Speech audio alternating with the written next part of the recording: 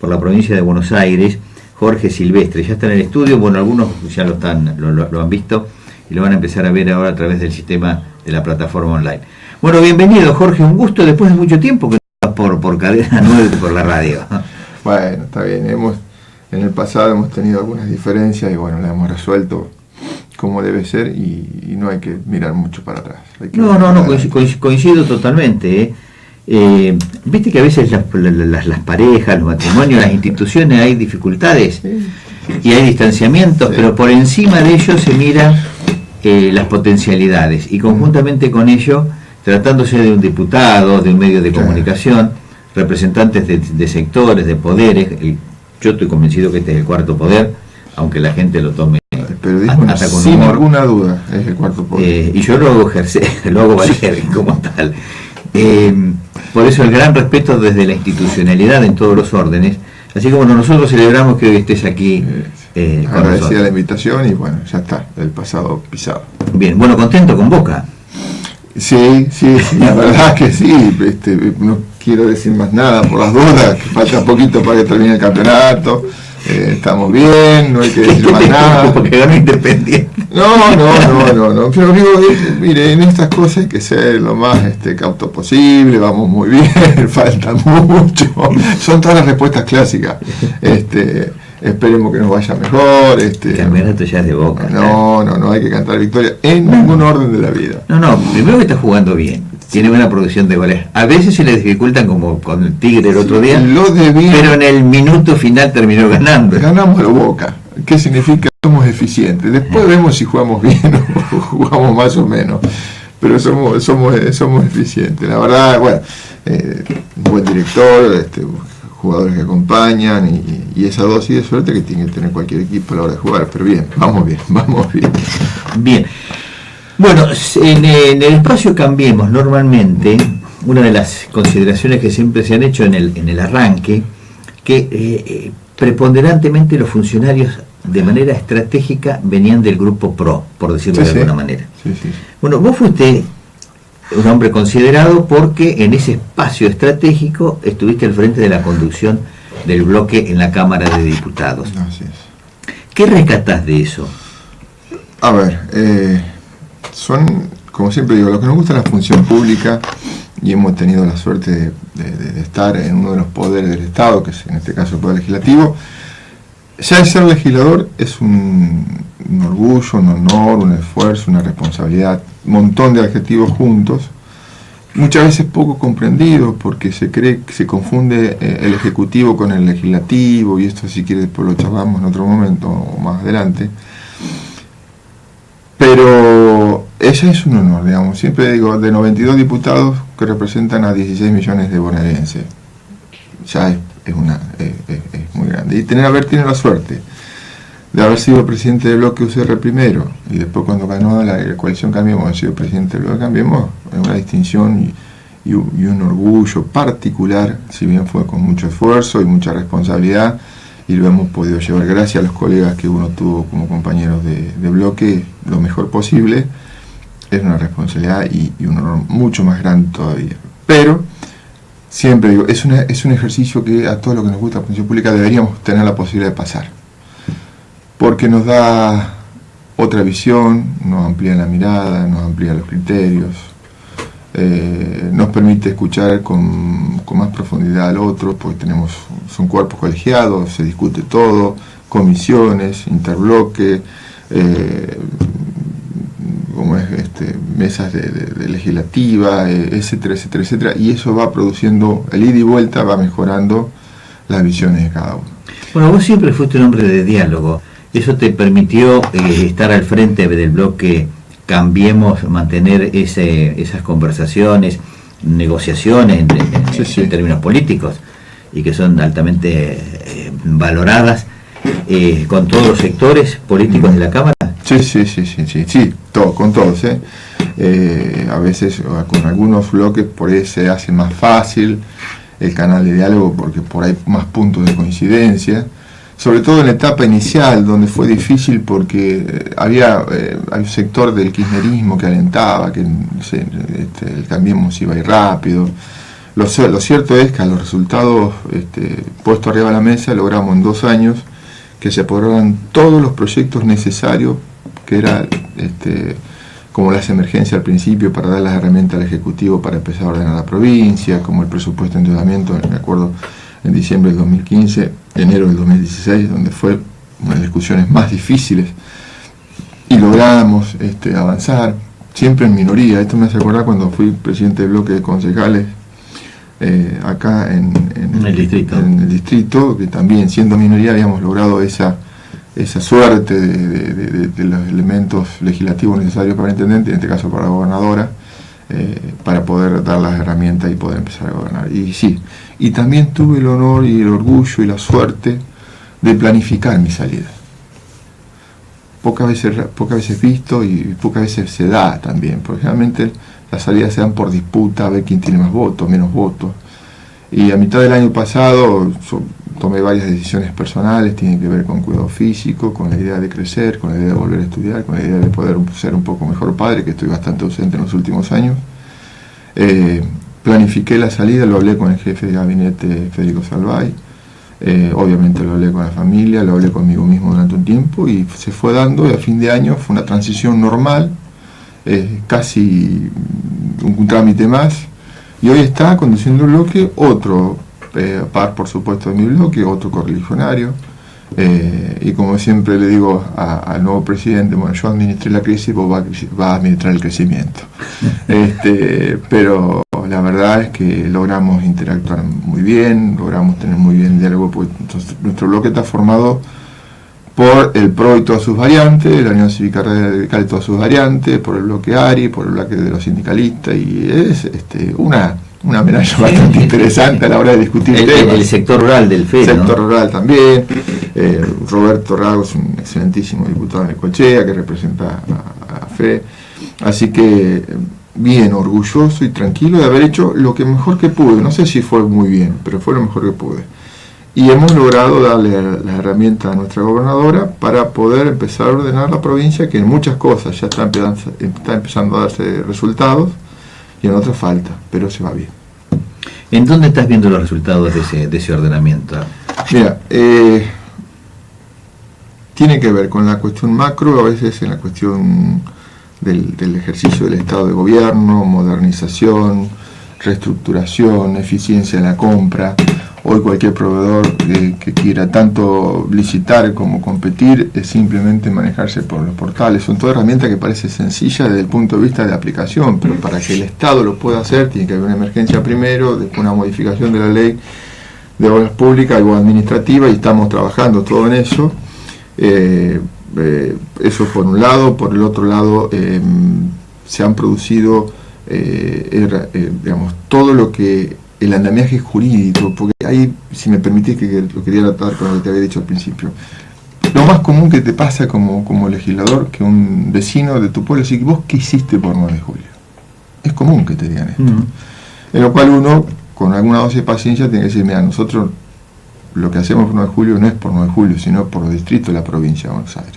Por Está ejemplo, incluido el 9 de julio. Obviamente, por un lado. Por otro lado, no es nuestra función como que tiene a veces el referente del Ejecutivo, que es hacer todos los días o resolver cuestiones de todos los días. Pero digamos, detalle no menor, nuestra función es, aparte de legislar y la construcción jurídica, es la dotación de las herramientas económicas de los presupuestos de endeudamiento. ¿Qué significa esto? Plata. O endeudamiento, que significa plata para hacer. Una cosa que se hizo en la gestión de uno, trabajando con el Ejecutivo y todos los legisladores, fue el Fondo Municipal, una herramienta que le permitió empezar a destrabar el formato de distribución de equidad de dinero de la provincia a los municipios. Usted recuerda que en los años anteriores el dinero público se daba discrecionalmente, o sea, había una parte que se distribuía por CUD, que es la distribución cuantificada que tiene la provincia para cada municipio, y después había un plus de obras, básicamente de nación más que provincia, donde la distribuía en función del color político. Exactamente. Y a veces entre el color político por amistad. También. O sea, podían del mismo color político, pero no eran tan amigos y eran menos que otros. Era realmente fácil. Aparte yo lo viví, no era que me viniera a contar. Entonces, todo ese entendamiaje de dinero que nosotros podemos permitir que los intendentes hayan tenido transferencia de dinero como nunca tuvieron los intendentes anteriores, lo hemos logrado la legislatura, con el laburo, con mucho esfuerzo, con el conocimiento y muchas veces con experiencia de haber pasado lo que hemos pasado. Entonces, y eso significa mayor cantidad de dinero para el intendente con la posibilidad de resolver más rápido o más eficientemente los problemas de los vecinos, porque el primer frontón que tiene la sociedad ante un problema es el municipio. La provincia pareciera que está muy lejos. Entonces el intendente, al tener más herramientas económicas o administrativas, ya eso lo generan los legisladores. Obviamente la ejecución, la eficiencia, lo hacen los intendentes. Pero eso que no es menor y que a veces es muy difícil de entender, también lo logran los cuerpos colegiados. Obviamente acá tenemos dos representantes hoy del diputado Vivani y el que te habla, pero es mucho un esfuerzo muy grande en hacer eso. Eso entre otras cosas más. A ver, leyes que hemos discutido, por ejemplo, la eliminación, o sea, terminar con los mandatos indefinidos. Digamos, pareciera que fuera poca cosa, pero nunca se había discutido. Ya, a partir de ahora son 2 mandatos y a descansar o a otro lado. Sí, el mismo principio de la Constitución Nacional legislado a nivel distrital. Exactamente, pero en la provincia de Buenos Aires no se había logrado eso. No. Paridad, va a decir, bueno, es discutible, el cargo se tiene que elegir, no, porque está bien, pero es un avance social como fue en su momento lo que se decía la discriminación positiva que era el cupo, lo hemos mejorado. Lo que es boleto estudiantil, que yo soy coautor, la posibilidad de que todos los estudiantes terciarios universitarios que estén fuera, que vayan a estudiar fuera de su distrito, puedan contar con lo que es transporte gratuito, obviamente con un protocolo de seguimiento y control. Bueno, acá hay algo que la gente no conoce y algunos tenemos alguna información. Vos tenés un compromiso con estudiantes del distrito que los venís ayudando desde hace mucho tiempo. Sí, mucho tiempo. Y lo hacías de manera como silenciosa. Sí. Yo porque ando en todos los despachos, en todos los lugares, y un día me sorprendí en tu despacho la cantidad de carpetas que abordaban este tema, ¿no? Sí. Eso, ¿por qué esas cosas no se difunden? ¿Por un tema de pudor, un tema de respeto? Mira, es una mezcla. Algunos tienen una formación por ahí, qué sé yo, más cerrada o más pudorosa. Yo siempre digo, digamos, las ayudas en general, salvo que sean institucionales, deben ser, como siempre digo, en forma silenciosa. Yo en particular los estudiantes o algunas personas que uno genera trámite o ayuda en silencio, no en silencio, sino hace lo que uno tiene que hacer, no comparto la idea de publicitar todo. Digamos, si bien es cierto, un amigo me dice, mira, lo que no se publica no existe. No, pero además son dineros públicos, entonces la gente tiene derecho a conocer qué pasó con ese dinero, ¿no? A partir de ahí, justamente por ese razonamiento correctamente que acaba de decir, yo estoy haciendo una especie de balance de los 6 años que tuve de gestión en lo que es con los dineros públicos que nos permiten los legisladores, a qué hemos ayudado en lo que es becas y qué hemos ayudado con lo que es subsidios a instituciones, personas, comedores, bueno, un montón de personas que han sufrido tránsito, algunos tránsitos en particular.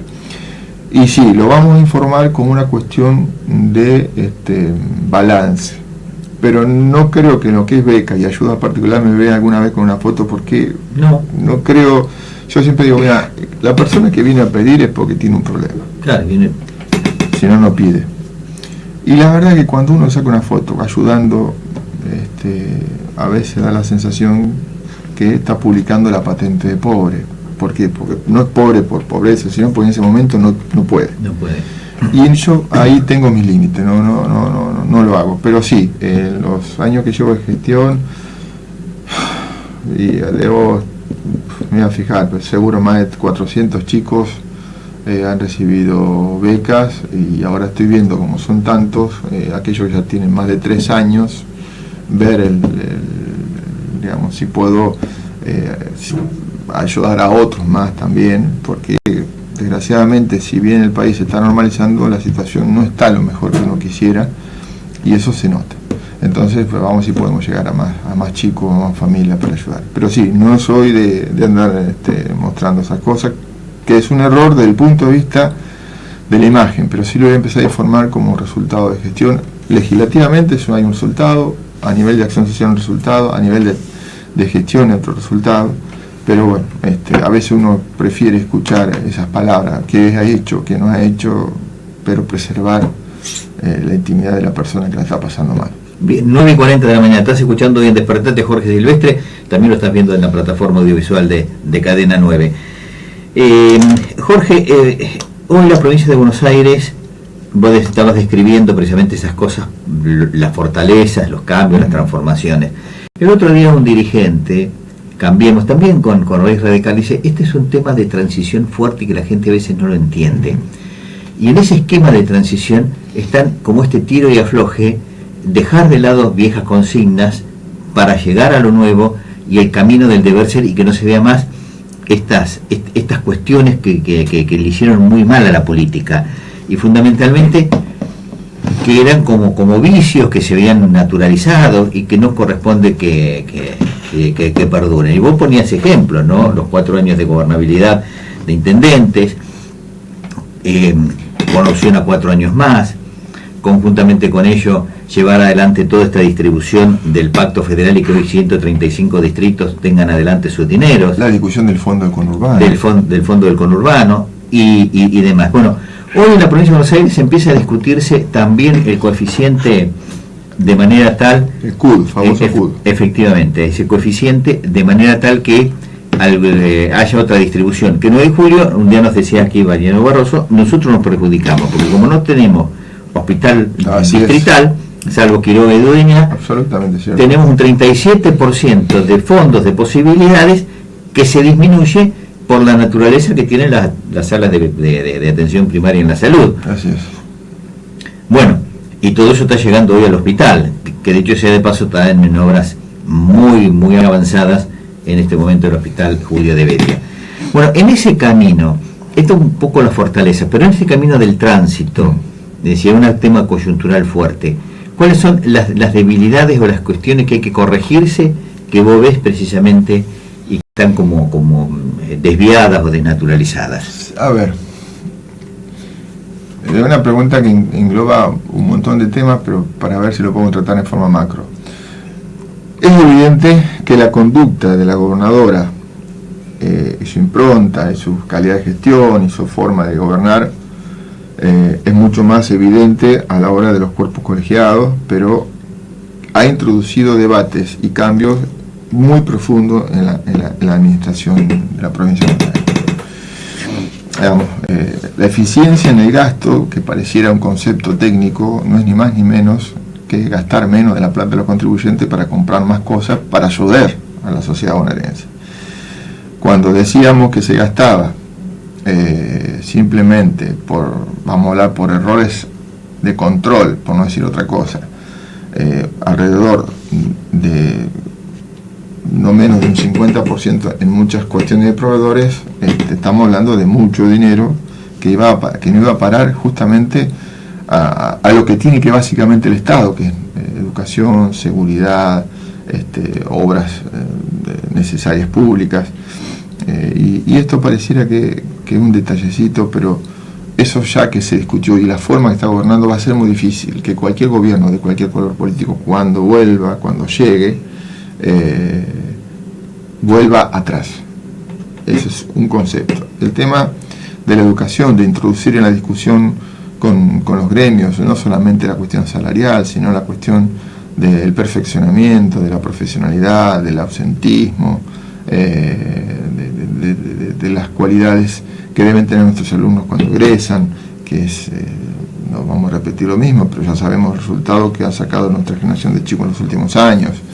En lo que es en seguridad, todos sabemos el sistema que había de autofinanciamiento de la policía porque no había gestión o control por parte de la seguridad de la provincia de Buenos Aires. Eso también se está descabezando en una etapa avanzada. Entonces, todo eso aporta un antes y un después. Yo en la última inicio de sesión ordinaria que la gobernadora habló de lo hecho y de lo que falta.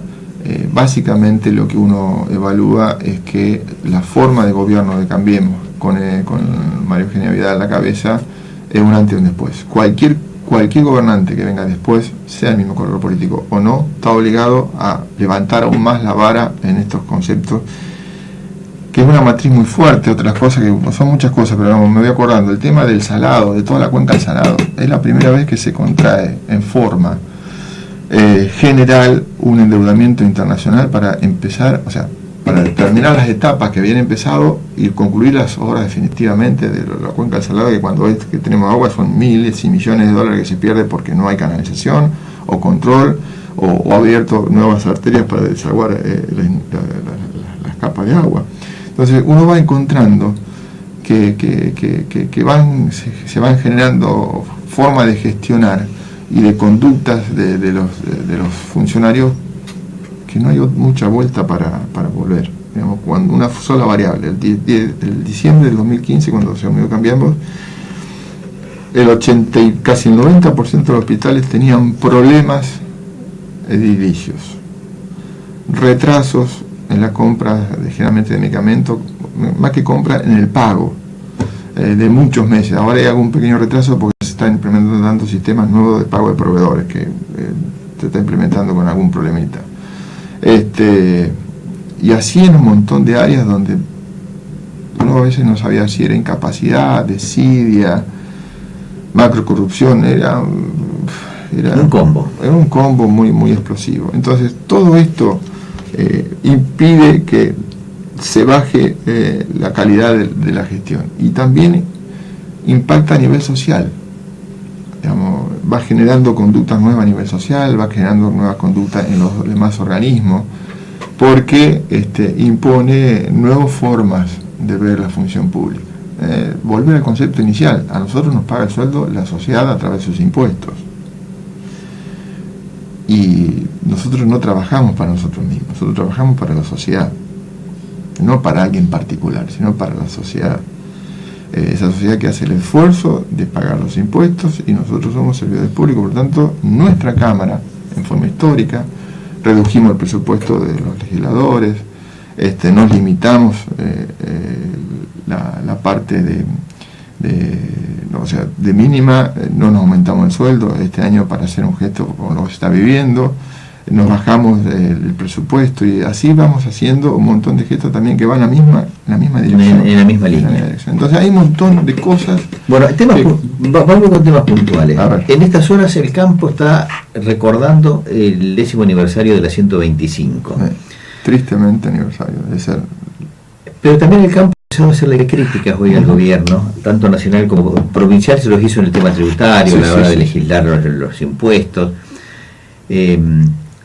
Lo hace con mesura también esas críticas. Así es. Tampoco de salir a la calle a hacer cortes de ruta como fue en el 125.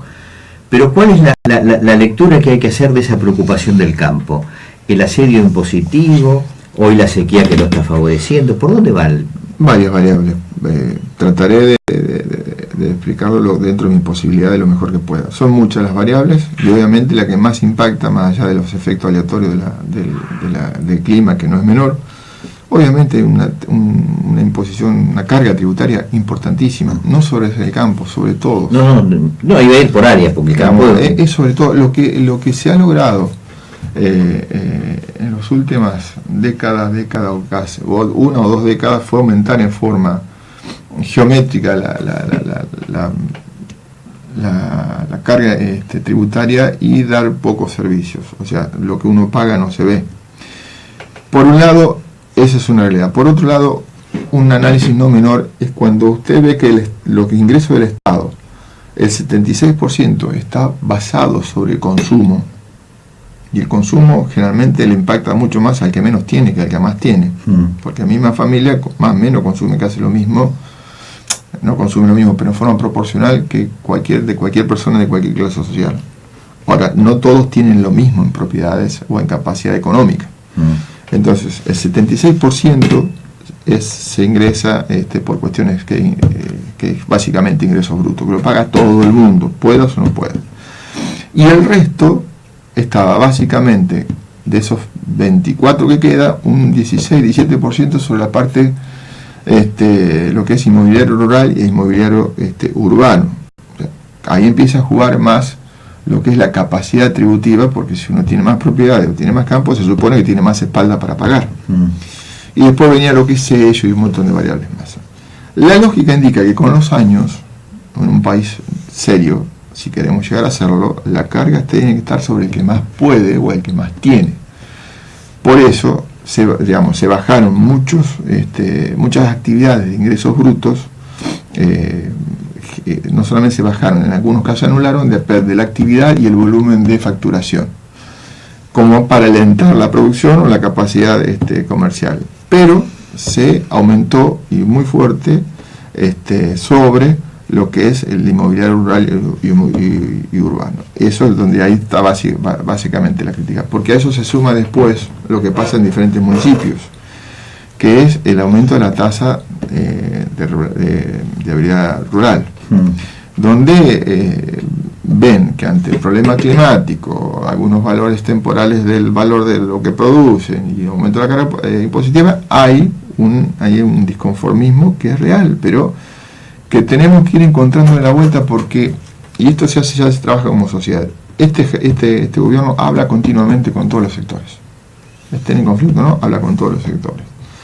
Ahora, también es cierto que nosotros debemos ir variando la carga impositiva del consumo, cada vez menor, pero tiene que ser muy lento, porque 76% bajarlo es mucho dinero, sobre aquellos que más tienen. Y a veces se suele pasar que, digamos, en este caso se ponen algunos límites en la carga impositiva de la parte urbana y rural, porque si lo aplican en forma directa al aumentar el valor de la propiedad, no impacta el primer año, pero después impacta mucho en ganancias, que son impuestos nacionales, al segundo año. Entonces, hay microcorrecciones, pero hay una discusión y un descontento que tiene algún viso de realidad. Por eso también el gobierno de la provincia también está exigiendo a los intendentes lo que se llama, no me acuerdo bien el título, pero más que los obliga, los llama a que se adhieran a que sea controlado el aumento sobre la tasa rural, porque saben que ese valor, que muchas veces los municipios lo toman como una variable más allá de la ruralidad, sino para poder usar como dinero propio para hacer la gestión, le está exigiendo que sea mucho más controlado y eficiente, porque a su vez el gobierno provincial está girando mucho más dinero que antes. Entonces está viendo de a poco cómo se... Que no se ponga el acento precisamente tributario en ese sector. El que hoy para nosotros en el interior es lo que más impacta. Y claro. Nosotros vivimos en pueblos rurales, por más que sean 50.000 habitantes. El campo le va bien. Y sobre todo en aquellos distritos donde los caminos no están bien, la gente se pone más el acento. Exactamente. Bueno, hoy 9 de julio es parte de un operativo, conjuntamente con 4 o 5 distritos más, Trenquelao, Tejedor, Guaminipe, Guajó, y no recuerdo, y algún otro más, precisamente para una mejora de los caminos rurales, con un sistema como de impermeabilización que lo están usando en Córdoba, y que hoy viene a estar. Bienvenido sea. Sí, yo creo que esto le va a ayudar mucho a la transitabilidad y a todo, ¿no? Ponía 9 de julio. Se lo digo yo, que vivo en un pueblo que se llama Patricio, y claro, que cuando llueve mucho entrar y salir cuesta. Te cuesta. Pero bueno... tenés que ir por el camino de las 6 de los 8, como le dicen siempre. Claro. Que a mí la primera que me lo dijeron, ¿qué es eso? Dije yo. Tenemos la suerte que tenemos varias salidas. Pero la realidad es eso. Pero digamos, en un país normal, si se hubiesen hecho las cosas normalmente siempre, nunca se hubiese llegado a la situación que tuvo que tener el gobierno nacional y provincial de tomar medidas drásticas. Pues careció de políticas de Estado, que es el gran reclamo histórico. Sí, ahí vamos a seguir el tema del populismo, republicanismo, la demagogia y realidad, etcétera. Bien. Es un capítulo bastante largo. Bueno, también los sectores del comercio en algún momento han puesto la observación como que tienen un asedio fuerte desde el punto de vista tributario. Sí. Y esto también está dificultando. Esto está visto, está contemplado, se analiza. Se ve y lastima, porque también el comercio no está teniendo el volumen de transacciones que tendría con una época normal. Una época normal significa un país normal.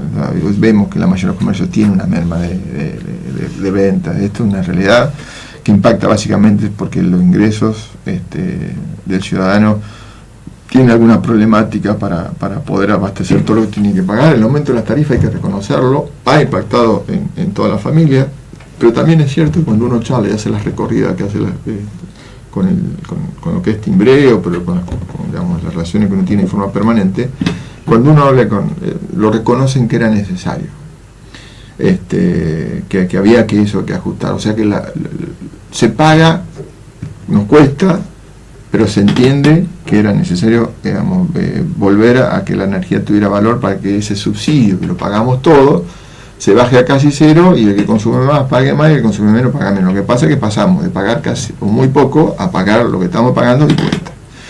El comercio le impacta mucho más el valor de la electricidad. En el caso particular del 9 de julio, la energía es mucho más cara, no porque la cooperativa sea más cara, sino porque se ha dado más tarifa, pero a su vez el componente tributario que tiene la cooperativa entre impuestos nacionales y provinciales es una carga interesante, donde aproximadamente un tercio es el valor del consumo, otro tercio la carga tributaria, depende del consumo, ¿no? Y después viene lo que es la parte solidaria y servicio que presta. Pero se ve.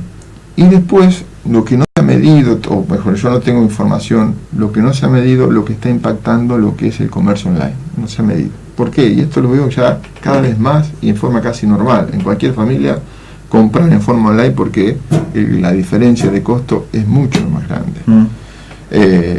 Lo veo en mi casa, lo veo cuando uno recorre la familia, otras familias. Ya hay un impacto que empieza porque cualquier persona que tiene un comercio arranca el primer día del mes con un montón de dinero por debajo, que significa impuestos, cargas laborales, alquiler, etcétera, etcétera, etcétera.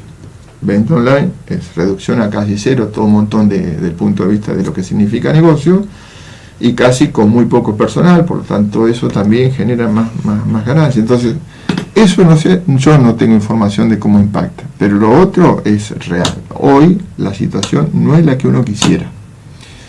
La realidad es que hoy estamos en una situación que si se hubiesen hecho, siempre digo, parece un latiguillo, es una forma de pareciera de no aceptar responsabilidad, pero si esto se hubiese encauzado siempre, no estaríamos hoy como estamos. Había que tomar decisiones y medidas de fondo. Y creo, por lo que charlo y lo que veo y lo que recorremos, que lo más difícil fue el 16. El 17 fue un poco menor, el impacto, y ahora el 18 puede ser que no va a ser mucha la diferencia en el 17, pero va a ser un poco mejor, por una cuestión de que ya se empiezan a ordenar las variables macro, los impactos de la parte de servicios.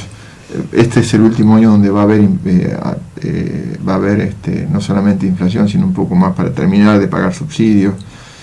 Y bueno, y esperemos que ya a segunda mitad del año 2019 empecemos a transitar el principio de un país normal, donde sepamos lo más claro posible las reglas de juego, ¿no? Y que sea mucho menos burocrático. Hoy poner un comercio cuesta, trámites, dar vuelta.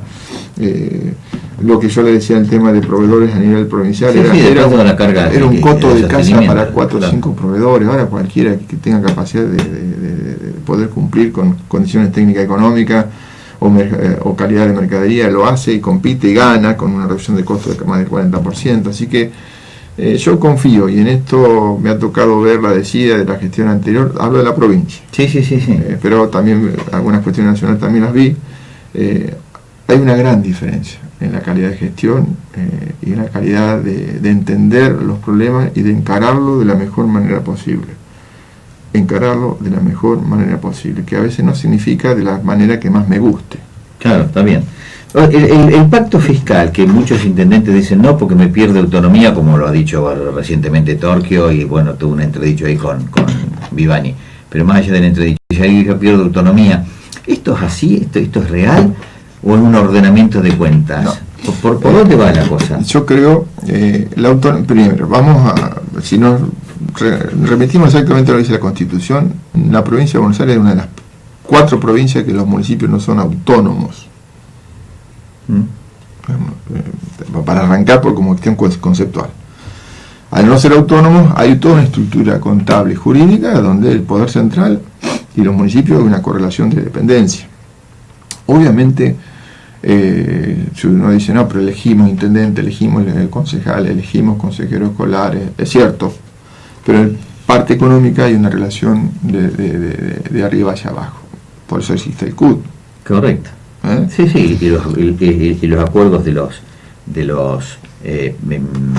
la coparticipación en otros órdenes. Exactamente. Que ahora empieza una etapa de discutirse, como bien dijo el intendente de 9 de julio, Barroso, porque algunos municipios como el nuestro, por no tener las camas, por tener un hospital provincial, no lo tiene incorporado a ese plus de la parte, es 37% es mucho dinero, muchísimo dinero.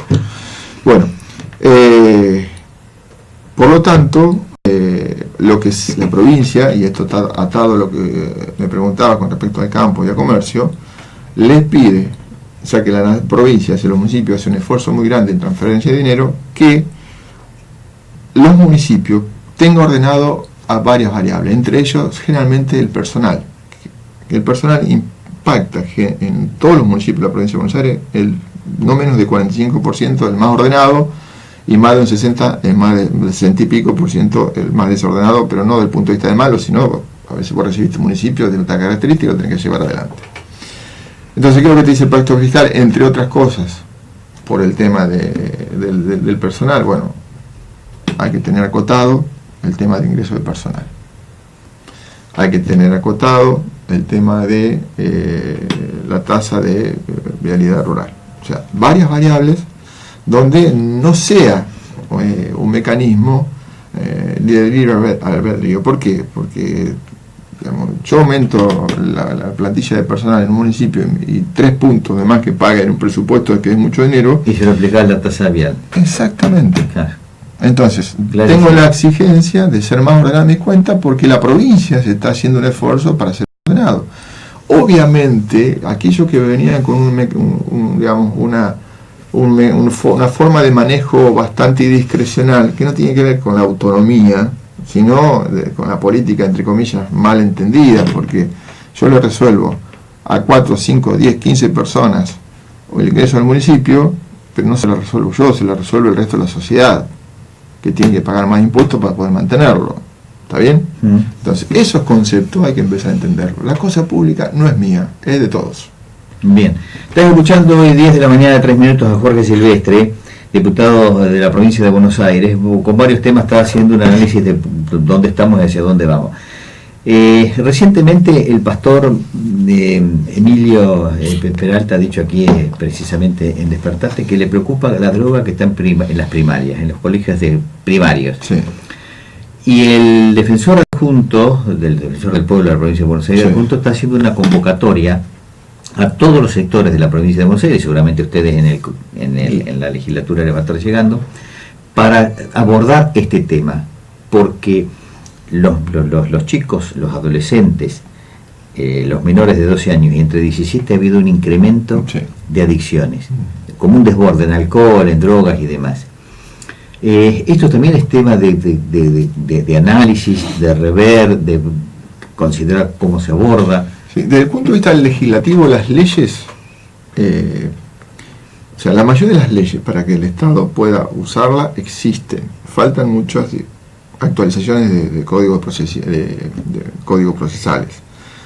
Vos como abogado sabés que, digamos, las leyes madres de lo que es en seguridad lo realiza el Congreso de la Nación, después cada provincia legisla la parte, en particular la parte procesal. Este año viene la discusión de la parte procesal para que no tenga tanto recurso un delincuente para poder quedar libre o no encerrarlo. O sea, se va a poner el eje en la víctima más que en el victimario, como había hasta ahora en la visión.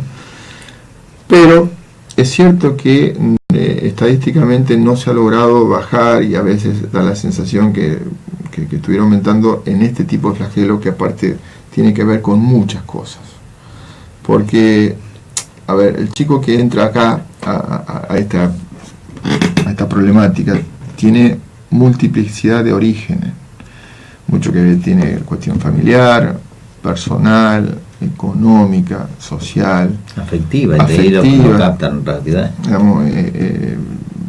Es un crisol de variables en lo cual la persona accede al submundo de la droga o se acerca al mundo de la droga. Sí, o adicciones. Digamos, no es solamente agarro al adicto, lo meto adentro, el problema es que encontrar a quien lo trafica, pero a su vez el Estado tiene que empezar a ver por qué se llega a eso.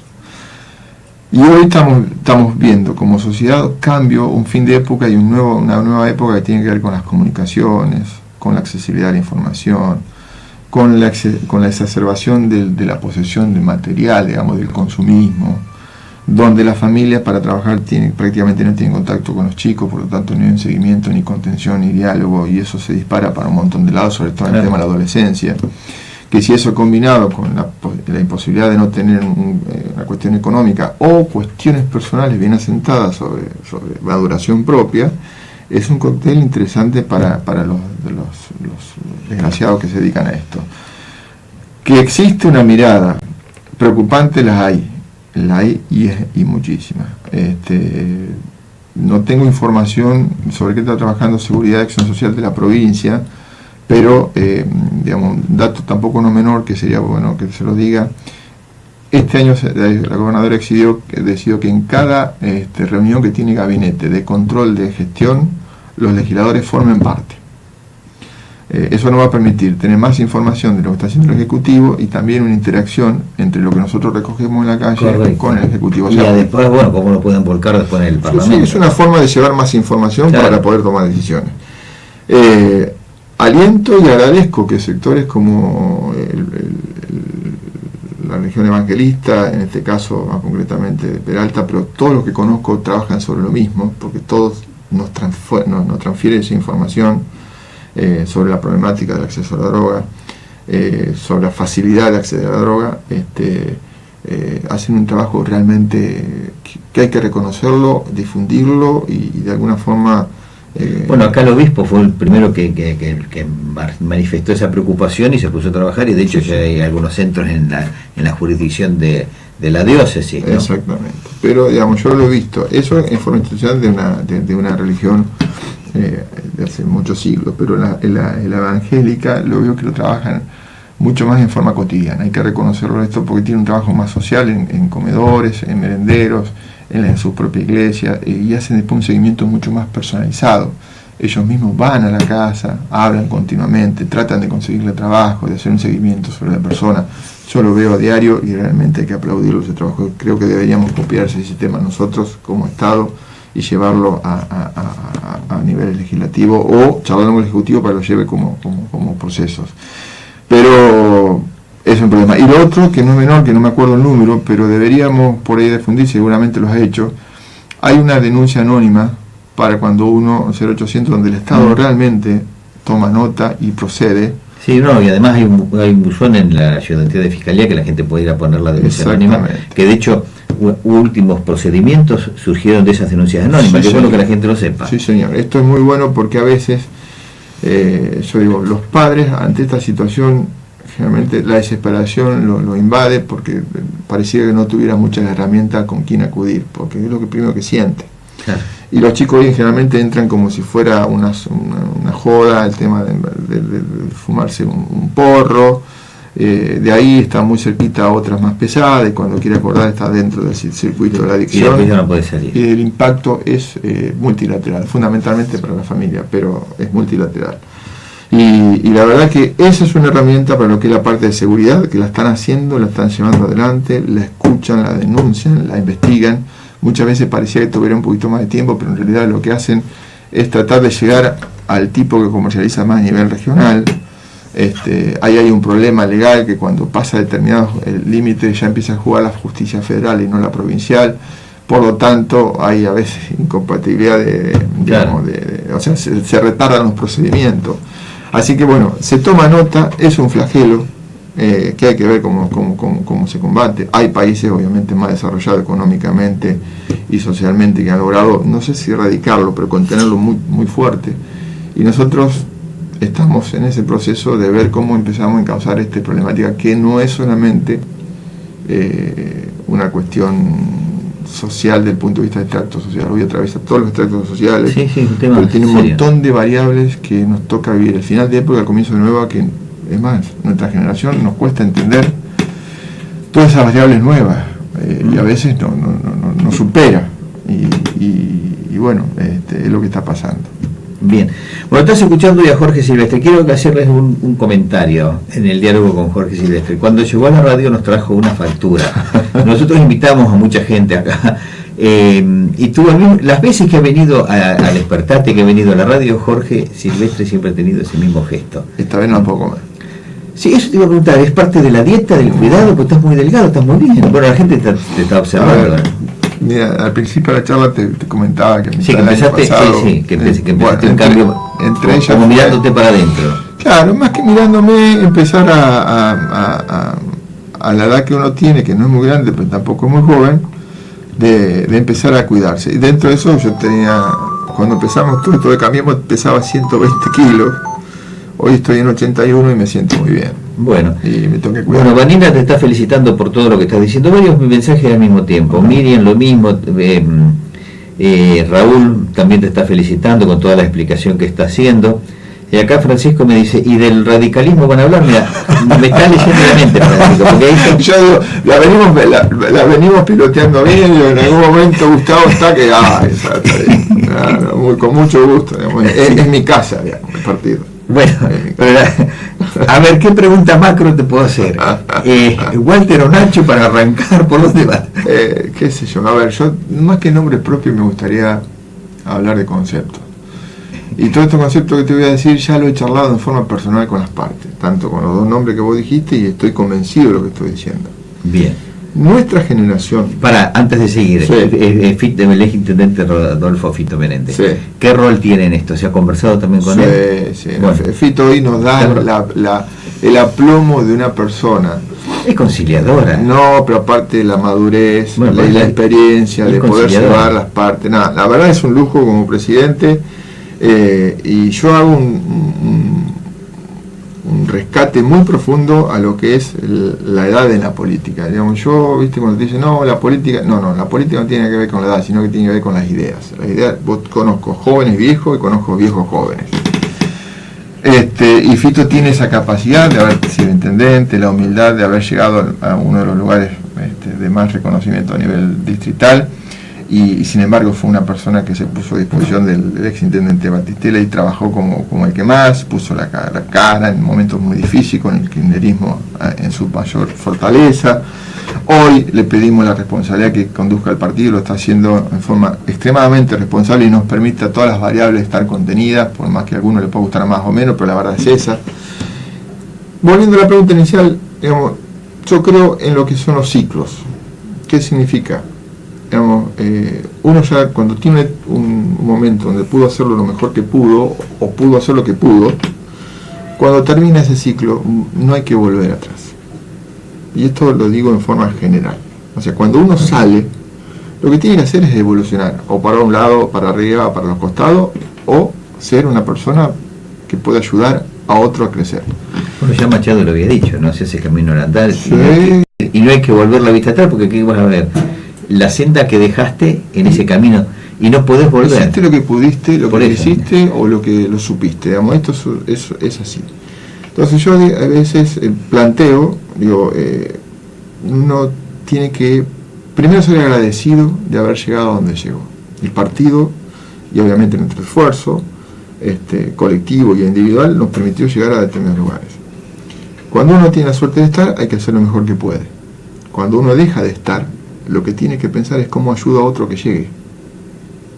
Y esto es un concepto de vida. Y estoy convencido que es así. Y en la política mucho más. Miren, la función pública a nivel municipal exige una demanda de gasto de energía que es terrible. Porque los problemas son de lunes a lunes las 24 horas. Si llueve, porque llueve, si hay viento, porque hay viento, si hay problema económico, cómo impacta en todos los niveles de acción pero social. a veces somos especialistas en general como sociedad de sumarle cosas. Sí. No, ese plus también es un tema aparte. Entonces digo, cuando uno tiene esa suerte, digamos, de haberlo hecho, digamos, viva, pito, matraca y muchas gracias. Y automáticamente ponerse a acompañar o ayudar a nuevos, o que quieran ser. Con esto ya te estoy definiendo un perfil. Digamos, con esto te estoy definiendo un perfil. Y te lo está diciendo un hombre que estuvo muchos años al lado del doctor Batistela. También he sido yo siempre digo, primero me miro al espejo y digo, soy un gordito flaco, cuídate. O sea, trato de ver lo más realista posible. Por tanto, si yo me suelo criticar, puedo opinar hacia la otra persona. Todo esto lo que te estoy diciendo lo he hablado de forma personal. En mi caso, ¿qué es lo que estoy haciendo? Y estoy tratando de ayudar a que otros lleguen. Digamos, ¿por qué? Porque así debe ser la vida y mucho más en la política, por capacidad. Lo he hecho yo en el bloque, ¿no? Como ejercicio propio. Lo charlé con el jefe de gabinete, lo charlé con la gobernadora, lo charlé con el presidente del partido, pude acompañar el nuevo proceso. Ahora, el ejemplo lo estamos dando. Ahora hay que darlo en todos los niveles. Ahora, si vos me decís el nombre, si con esto te defino un perfil, ahora también te estoy diciendo, también tenemos que generar mucho más Nachos o Ignacio Palacio. ¿Por qué? Porque en la cantidad nos aseguramos la continuidad. Y digo la continuidad dentro de un esquema hoy de coalición Cambiemos, donde la sociedad nos llevó a empujones. Dijeron, muchachos, déjense de joder, de mirarse el ombligo, júntense, resuelvan los problemas, o encaminen, paren primero la decadencia y después vean cómo encaminamos, hasta que aparezca otros sectores políticos que propongan mejores ideas. En ese proceso uno tiene que ser inteligente, agradecido, y lo que siempre hablamos con algunos amigos, gestos de grandeza. Bueno, pero ¿qué es lo que huelgan hoy, no? Bueno, los gestos de grandeza es darse cuenta que a lo mejor uno ya no tiene otra nueva oportunidad, pero tiene que ayudar a otro. O sea, uno deja el ego de costado. Si esta lectura tuya es interpretada, y si uno mira un tema de juventud y de quienes quieren llegar y quién ha llegado y que quiere como mantener en una determinada postura, ¿hay posibilidades de una unidad y que no haya elección interna, por ejemplo, dentro del partido, y a partir de ahí se dice, por consenso se dice, bueno, hoy no es Fito, será Juancito, José o Juan? A ver, eso siempre depende. En este juego político, las peleas, si no se dan es porque están de acuerdo las partes. Y si no están de acuerdo las partes, existe un mecanismo institucional en nuestro partido, que es la urna, y con eso se resuelve un montón de problemas. A ver, yo no le tengo, con los años, uno está más acostumbrado en nuestro partido a las peleas internas que otra cosa, no le tengo no me preocupa tanto. Lo que sí me preocupa es la desinteligencia.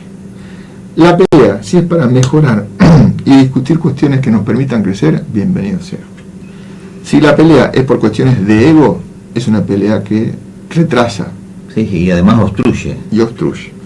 Porque esas peleas que no se dan por competencia e idea, cuando se gana, el que pierde no entiende por qué perdió. Entonces no acompaña.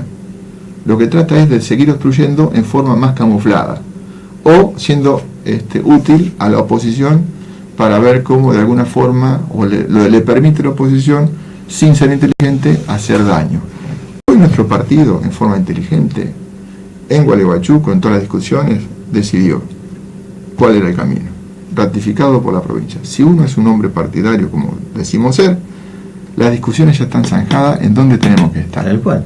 Si se cambia, lo tiene que ser una convención nacional. Como lo ha hecho nuestro partido desde que se creó, históricamente. Desde que se creó. Pero no en un distrito. Yo no creo que los radicales de Junín tengan decisión de modificar lo que se plasmó en Entre Ríos. Lo que nosotros hemos logrado el 9 de julio es una convivencia inteligente y respetuosa entre los integrantes de la coalición. Y lo digo porque es así.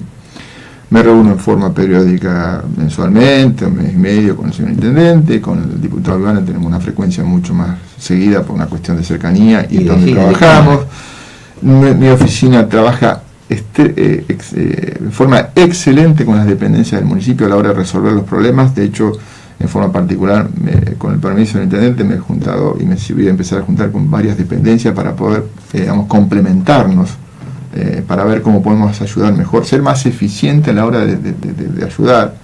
El día de mañana, cuando se abra la posibilidad de discutir renovación, bueno, la idea mía es llegar con muchos jóvenes.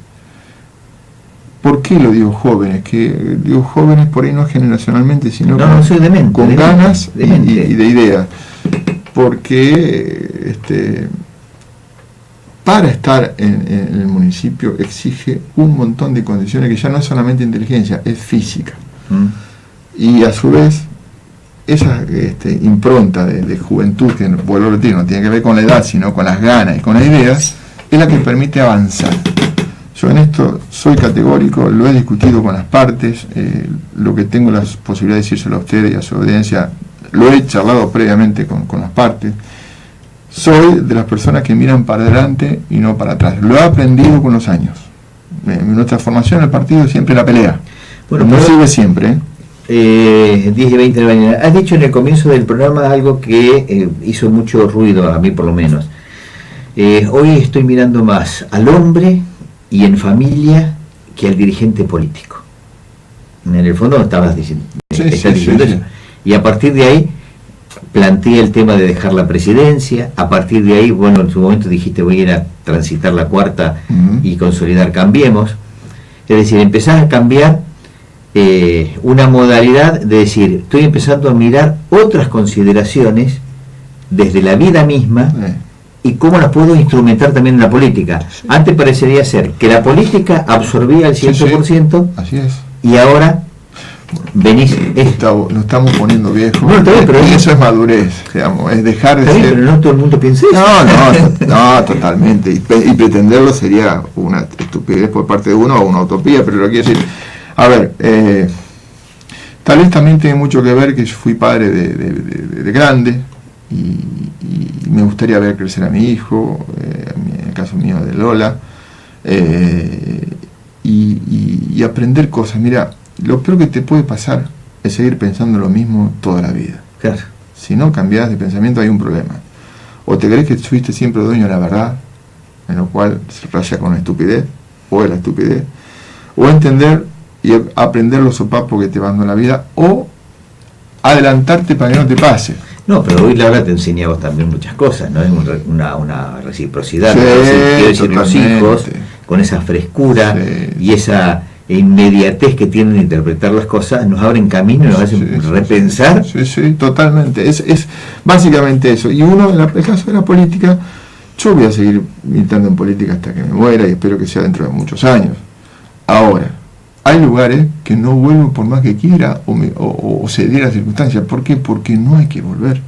Hay que dejar espacios a otros. Es como el jugador de fútbol, sabe que tiene un periodo. Yo estoy adentro de la cancha, sigo acompañando como dirigente, desde el banco, como director técnico. Exactamente. O a lo mejor comentarista deportivo, o también desde la tribuna y acompaño. Mira, una de las últimas veces que charlé con uno de los dirigentes que usted habló, le dije, lo mejor que pudieran ver la sociedad de 9 de julio es que un ex intendente y un legislador en ejercicio, antes que termine su mandato, estuvieran promocionando a nuevas generaciones de dirigentes políticos. No a una, a muchos. O generar los espacios necesarios para que eso se produzca. Ese sería el mejor legado que podemos dejar si nos creemos hombres de la función pública, que nos gusta la función pública, que nos gusta que la idea perdure, más allá de la persona. Entonces, esto para mí es una de las banderas que hay que levantar, que hay que militarla, que hay que trabajar, y obviamente yo voy a querer seguir estando en política o en alguna otra instancia, si me da el cuero o sea la circunstancia, pero tampoco soy una persona que critico cuando estoy afuera o no critico cuando estoy adentro. Yo soy un hombre que he sido como autoridad de bloque en muchos temas crítico en los ambientes que tienen que ser. Cuando uno es gobierno no puede criticar o discutir por afuera, tiene que discutir en los senos que tiene, en los ámbitos que tiene que discutir. Porque si no debilita la gestión. Ahora, si uno lo discute en forma respetuosa, en los lugares que corresponde, lo que hace es mejorar la calidad de gestión, porque está aportando una visión distinta, con razón o sin razón, pero por lo menos dice lo que uno cree. Todo esto, creo que los años uno lo va permitiendo tamizar un montón de conceptos, y siempre digo, soy un agradecido de la vida y de mi partido. Bien. Yo he llegado a muchos lados que muchos no pueden llegar. 10 y 24. Jorge, dos preguntas que me parecen que son sustantivas para ir cerrando. Uno, conflicto docente. ¿Qué lectura haces? Y te adelanto la otra pregunta, incluso droga. Aborto. Aborto. Dos temas que inclusive, si querés, te podemos agregar alguno otro más. Pero bueno. Sí. Conflicto docente. Digamos, varias aristas. La problemática real, la problemática que defienden los dirigentes y la realidad del Estado. La problemática real, nadie discute que el docente debería ser el mejor pago de los empleados del Estado, pero no el mejor solamente en algo, sino el mejor de lo mejor. ¿Por qué? Porque uno a través de la educación transforma, crece, evoluciona, herramientas para trabajar, para crecer, para discutir, para evolucionar. Entonces, esa parte, todo el mundo que estamos en la función pública sabemos que la educación es lo más importante de todas las funciones que cumple el Estado. Todas. Reconocimiento. Por parte de los dirigentes que tiene hoy el sector educativo atrasan 30 años, mínimo. Para mí no representan lo que dicen representar, no viven como dicen que representan, como sus representados, y no actúan en forma coherente con lo que dicen representar. Por lo tanto, para mí, salvo honrosas excepciones, creo que la sacaría un poquitito a 2 o 3 dirigentes, el resto juega a la política barata, a la chiquita, a ver cómo impide el gobierno provincial o lo va desgastando para producir una merma en el poder. La verdad es esa, uno lo ve, y sobre todo a mí me ha tocado, y esto lo digo, tengo la suerte de tener experiencia, de haber sido oposición hasta el 2015 y oficialismo a partir del 2015. Y la actitud de los dirigentes, si bien es cierto que ha habido también épocas de paro en las dos, el formato de la discusión y la fuerza de la discusión ha sido muy distinta. Muy distinta. Entonces, con respecto a lo gremial, con respecto al Estado, el Estado está haciendo lo imposible dentro de los recursos que tiene para hacer lo mejor que puede hacer en educación. Desde capacitar a los docentes o exigirle que los docentes sean docentes. No olvidemos que hay un montón de programas de profesores, mejor dicho, de personas que cumplen la función de profesores maestros sin tener los títulos habilitantes correspondientes. Significa que lo han tenido que hacer porque no tenían la cantidad de profesores, pero el Estado tampoco alentó la formación de profesores. Está tratando de que los alumnos tengan la mayor cantidad de herramientas posibles de contenido, en actualización, en robótica, en internet, llegando, mejorando todo eso. En la parte de contención, nadie puede discutir hoy, y quien me lo diga está faltando la verdad, lo que es, los chicos hoy meriendan o almuerzan con alimentos variados y nutritivos.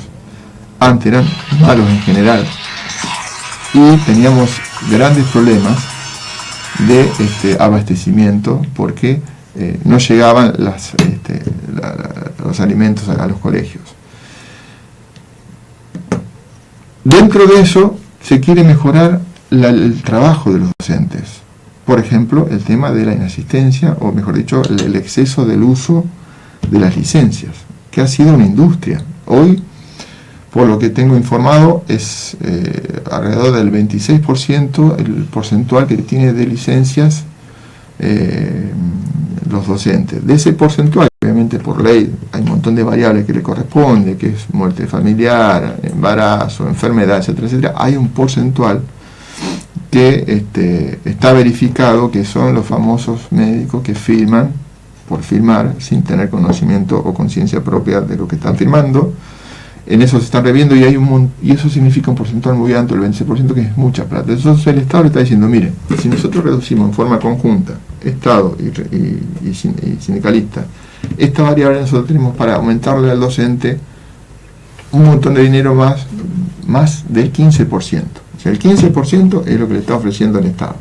Ahora, el plus de ese 15% viene atado a una serie de mejoras para el que cumple, para el que trabaja, para el que se capacita. Entonces la discusión es racional. Estoy cuidando como gobierno la plata, y dentro del gasto de la plata, lo que se pueda mejorar, lo doy por fuera del 15%. Dos temas que no es menor. Tanto con la cláusula gatillo, que fue en el segundo año, como el primer año de gestión, el empleado estatal no perdió poder adquisitivo con respecto a la inflación. Ganó poco punto, pero ganó. Pongamos que no salió perdiendo, que no es menor. Entonces, si el Estado ha demostrado que cumple, debería tomar como base, digamos, porque ¿qué le está diciendo aparte de todo esto? El 15 más lo que podamos mejorar en esto, y en octubre volvemos a discutir. Bueno, esa ahí está el cierre y difusión de escuelas. Bueno, el tema de la discusión del cierre de escuelas, que algunas se ha entendido que debería ser, aunque económicamente por ahí no estuviera sustentado, pero sí era necesario, extremadamente necesario, porque no había otra solución.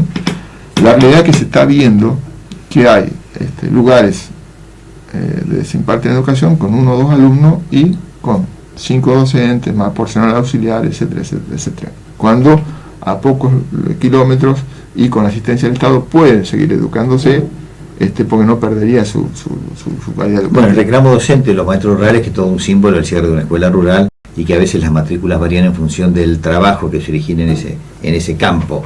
Y además, con lo que significa la escuela en cualquier ámbito, sería una fortaleza precisamente para esos sectores. Sí, como parte de la... a ver, hay una cuestión que es real. Si yo tengo un alumno en una escuela rural donde no puede asistir a otro lugar y yo cierro, le estoy quitando la posibilidad de educarse. Eso es real.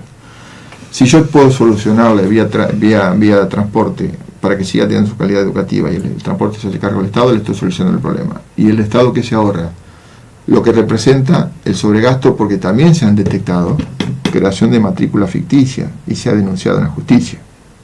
Eso también hay que decirlo, ¿está? Porque todo lo que uno gasta de más sin tener fundamento es ponible sanción. Usted lo sabe mejor que yo. Entonces, es una discusión que es compleja, pero se está llevando en forma racional. Hoy los representados discuten casi siempre su matriz es salarial, y cuando se le trata de introducir las otras variables que son necesarias discutirla para mejorar el sistema, ahí es donde se empieza a salir la política, la chicana, ver cómo disfrazamos la realidad, etcétera, etcétera.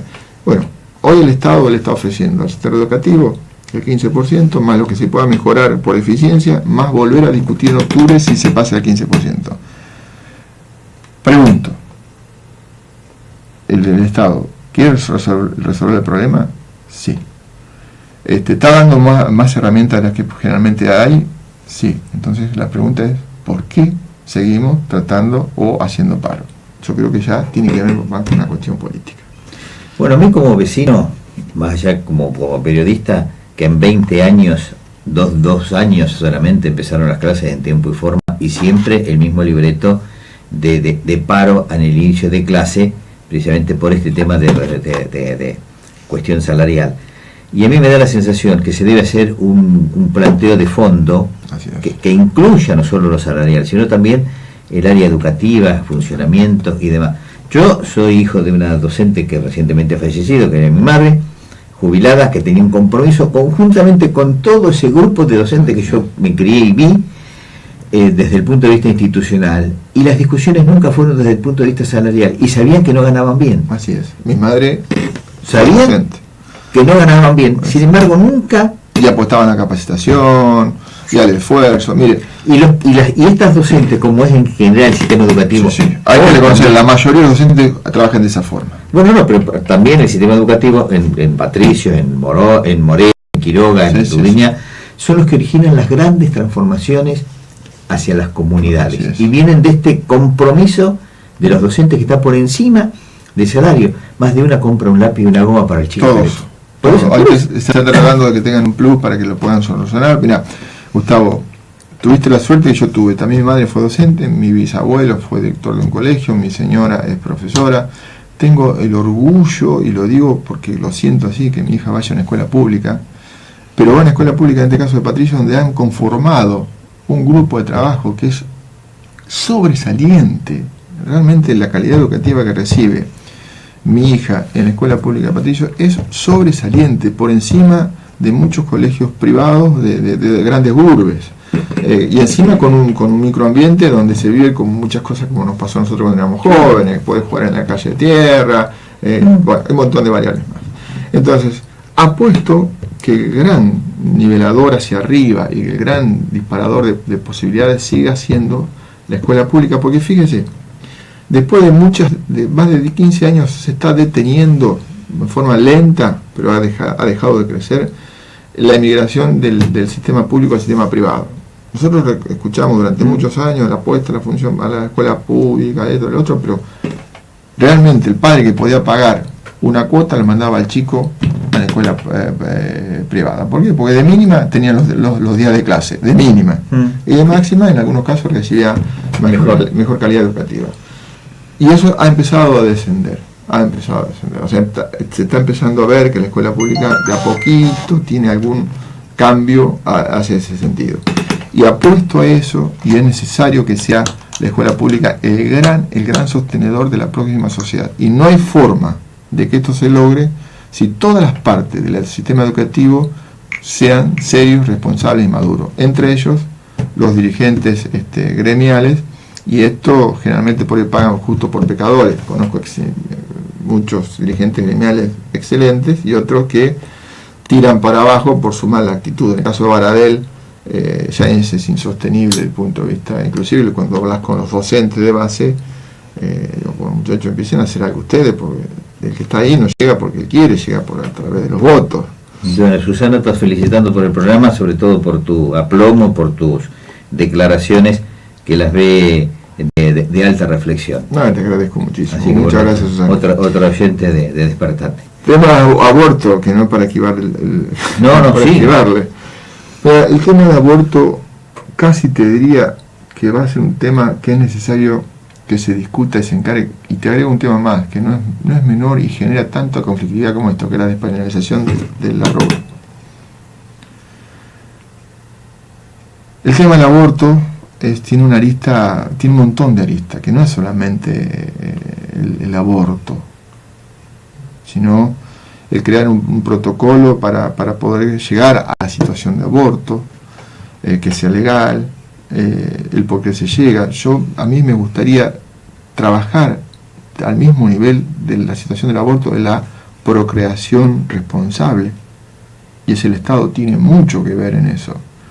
El Estado de alguna forma ha alentado con el famoso asignación universal por hijo que 1, 5, 4 o 8 sean lo mismo, y la verdad que no es lo mismo, porque está demostrado científicamente que las personas o las familias que no puedan sostener la crianza de muchos chicos, la probabilidad que de esos chicos puedan salir adelante en la vida son muy bajas. Yo sé que estos son datos fríos, que puede ser por ahí demasiado frío en el análisis, pero hay que tenerlo en cuenta cuando uno tiene la responsabilidad de dar herramientas para gobernar, o si tiene responsabilidad de gobernar. Entonces, esa, digamos, procreación responsable tiene que ser mucho, tanto o más importante que el aborto.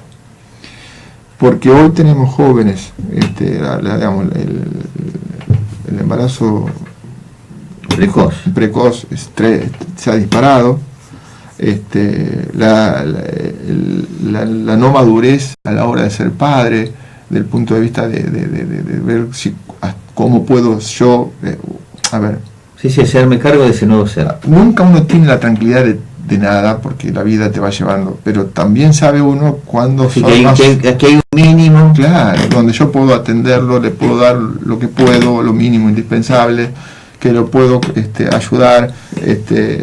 Esas cosas hay que empezar a discutirlas y generar conciencia, donde no tengo que pensar en mí mismo, sino que tengo que empezar a pensar que la vida que traigo al mundo puedo ayudarla.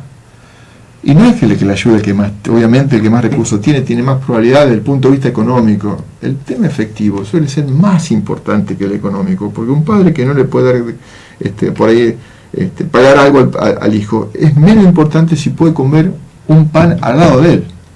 Es mucho más importante, para plantearlo de otra forma, para un niño o para un preadolescente, que el padre esté con lo que le pueda dar el padre.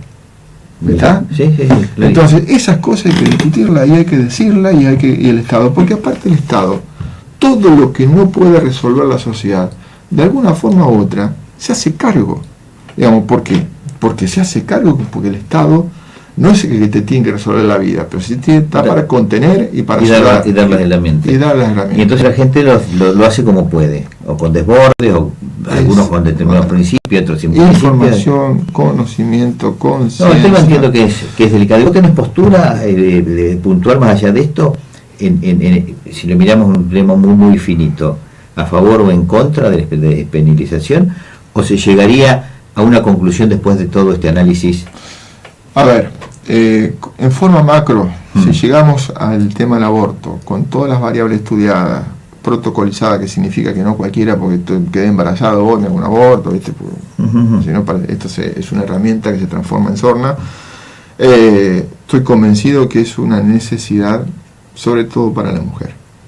porque nosotros podemos opinar desde el ámbito donde no parimos, y esto no es menor. El no saber o no comprender lo que significa parir nos da una visión un poco más fría o más restringida. La mujer hay que ponerla en su lugar para cuidarla, también hay que cuidar al chico, pero al chico hay que tratar de cuidarlo antes de que se conciba, con responsabilidad, con conocimiento, con madurez. Y si lo que sucede, se llega a un embarazo no deseado, o un embarazo con peligrosidad para la madre, etcétera, etcétera, tiene que ser abordado ese tema.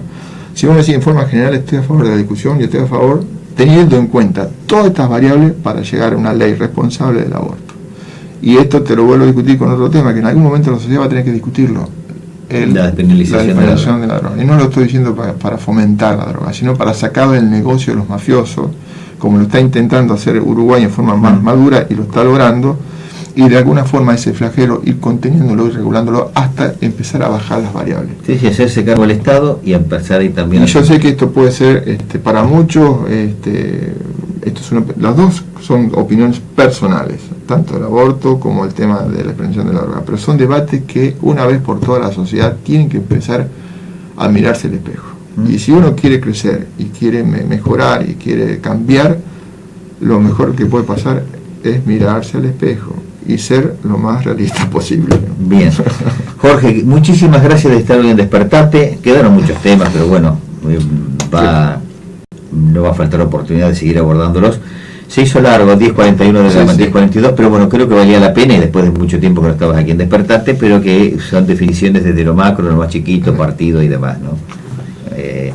Y todas estas consideraciones que de interés para los vecinos. Por lo menos. Así que bueno, muchísimas gracias, lo mejor en todo, en lo personal, institucional. Muchas gracias. Y bueno, y ahora creo que te vamos a ver más seguido en la región. Por ahora estoy, justamente todo esto, decisiones que fuimos tomando y demás, me permite volver a lo que no hacía hace mucho tiempo, estar más en contacto con lo territorial, con lo regional, que con la esencia de la función pública, el contacto del mano a mano con nuestros representados, escuchar, transferir, discutir, ver qué se puede solucionar, y eso, a los que nos gusta esta actividad, es el alimento más importante, es el ida y vuelta con el vecino, con crítica o no, pero es lo más importante. Lo otro ya es una etapa que me permitió crecer, llegar a un estado donde no todo el mundo llega, de lograrlo, haber hecho lo mejor posible, pero bueno, es una etapa que ya